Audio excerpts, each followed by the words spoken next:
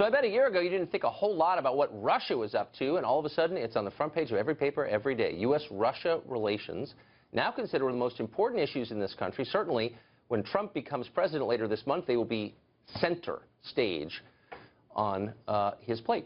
Former U.S. Ambassador to the UN, Ambassador John Bolton, has been thinking an awful lot about this, our relationship with Moscow. He says it may change, it may have to change. He joins us now in studio. Ambassador, great to see you. Glad to be with you. So you're skeptical that these sanctions are enough, the ones that President Obama has just imposed on Russia, and your recommendation is, I think I'm quoting you correctly, we need to make the Russians feel pain. What would be the point of that?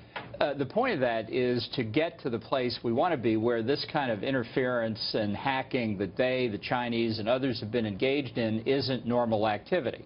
And to do that, you need structures of deterrence that tell these foreign intelligence services or their militaries that if you try and do this, it's going to cause you more trouble than you're going to get benefit from it.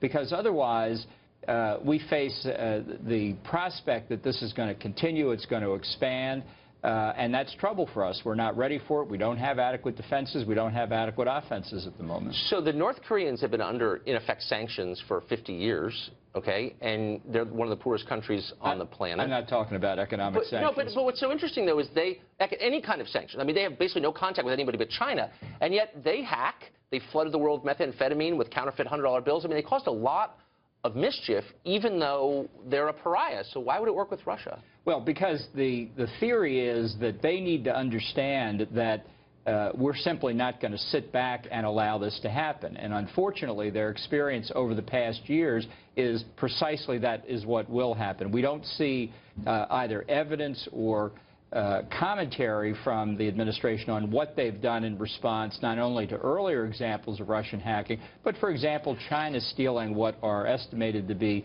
tens of millions of personnel records from the U.S. government. Indeed, what was leaked out of the administration was a long list of reasons why they can't make up their mind what to do.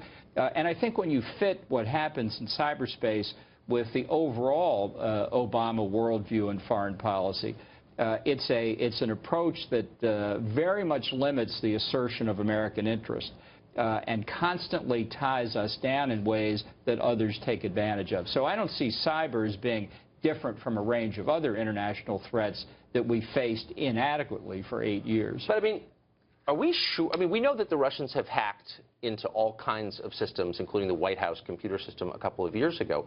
But are we absolutely positive that they were working to throw this election for Trump? Why would they do that? Trump has promised to make America more assertive, to rebuild our military. These are not goals the Russians share. Why would they want him to be president? I said during the election, I thought, if anything, if the Russians wanted either of the two candidates to be elected, they'd much rather have Hillary Clinton, because it's more likely that she would carry forward Obama's policies, which are much to their satisfaction. So this storyline makes no sense. Well, unless part of the effort is to diminish overall trust and confidence in American institutions on the part of the American people, which this debate we've had for the past 3 months here, I think, has gone a long way to doing. A lot of people think that Trump won because the Russians changed the vote, which there's no evidence of. I mean, isn't Paul Krugman doing that single-handedly without Putin's help? He would qualify as a useful idiot in the Leninist version of this. But I think it's very important here. Let's face it, neither you nor I nor anybody watching this program that doesn't have the appropriate classification access really knows what the facts are. That's why, so talk's cheap. That's why this meeting between the president-elect and the intelligence community, I think it's supposed to be this week, where they go over the data, is going to be so important. I haven't seen it. I have talked to senators who have seen it. They think it's pretty clear Russia was involved. Let's see what the president-elect says. Yeah, I'm skeptical, but open-minded. Thanks a lot, Ambassador. Thank you. Great to see you.